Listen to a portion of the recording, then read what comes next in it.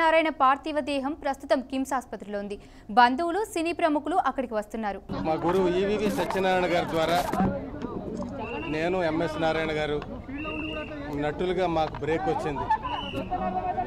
అంతకుముందు చాలా అవస్థలు పడేవాళ్ళు. నేను రైటర్గా కానీ, ఆయన రైటర్గా కానీ, ఆయన చిన్న చిన్న వేషాలు వేస్తూ, నేను అడప వేషాలు వేస్తూ ఇట్లా కష్టపడుతూ ఉండగా ఈవీవి గారి ద్వారా మా ఇద్దరికి 2-3 ఏళ్ళ తేడాలో బ్రేక్ వచ్చింది. ఇద్దరికి కూడా గొప్ప పేరు రావడంతో అప్పట్లో ఇంచుమించుగా ప్రతి సినిమాలోనూ మా మీద ట్రాకులు రాసేవారు, కామెడీ ట్రాకులు మా కాంబినేషన్లో. మరి చాలా బాగుంది సినిమాలో. ఆ ఎక్కాల బుక్కి ఎంత పేరు వచ్చిందో అందరికీ తెలిసిందే. నా విజయంలో ఎంఎస్ గారి పాత్ర ఎంతైనా ఉందండి. ఆయనతో నా అనుభవాలు కూడా 1-2 కావు, అనేక అనుభవాలు, ఎన్ని చెప్పినా తక్కువే.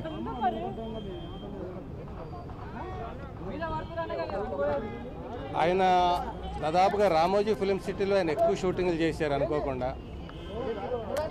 దాదాపుగా 2 రోజులకు ఒకసారి రామోజీ ఫిలిం సిటీ వెళ్తూనే ఉండేవాడు యావరేజ్ని. ఆ వెళ్ళినప్పుడల్లా ఎల్బీ నగర్ దాటి వెళ్ళేవాడు. ఎల్బీ నగర్ వచ్చినప్పుడల్లా నాకు ఫోన్ చేసేవాడు, ఎల్బీ గారు ఎల్బీ నగర్ వచ్చానండి, మీకు ఫోన్ చేయాలి కదా మరి అని చేసేవాడు. అది ఎర్లీ మార్నింగ్ అవని, ఈవినింగ్ అవని, ఎప్పుడైనా.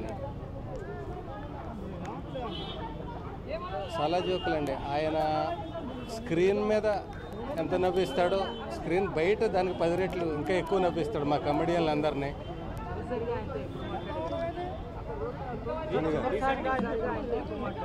రీసెంట్గా ఫోన్లో ఆయనే నాకు ఫోన్ చేసాడండి.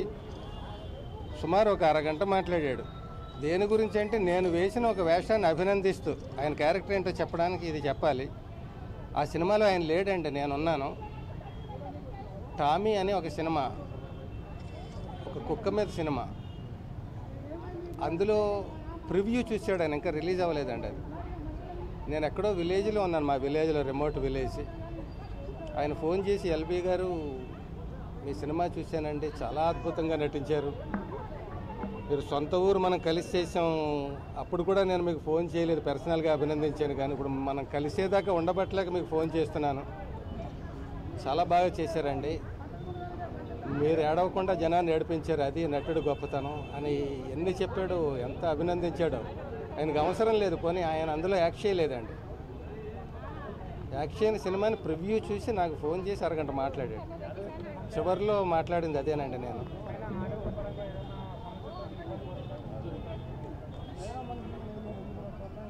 ఇబ్బంది పడుతున్నా అది టైం అంతేనండి. ఎవరిని కూడా ఆరోగ్యం ఇక్కడ ఏం చేయలేదు. ఎందుకంటే ముఖ్యంగా కమెడియన్స్ని తెల్లారి లేస్తే ఎంతమంది నవ్విస్తుంటారు వాళ్ళు అదే టానిక్, అదే బలం, అదే ఆరోగ్యం వాళ్ళకి. వాళ్ళు ఇంకే యోగాలు అవి చెయ్యక్కర్లేదు నిజానికి. అందరినీ నవ్వించే కమెడియన్, ప్రతి కమెడియన్ 100 ఏళ్ళు బతకాలి. వాడు ఆరోగ్యం పట్ల శ్రద్ధ వహించినా వహించకపోయినా కూడా. కానీ మన దురదృష్టం అండి, మనకి గర్వభంగం జరుగుతుంది. చాలా గర్వం మనకి. ప్రపంచంలోనే ఏ దేశంలోనూ ఏ భాషలోనూ లేనంతమంది కమెడియన్లు మనకు ఉన్నారు. 40-50 మంది ఉన్నారు. ఎవరి బాణి వాళ్ళది. మనది పుష్పక విమానం, ఎంతమంది వచ్చినా ఇంకా ఎక్కించుకుంటూనే ఉంటాం.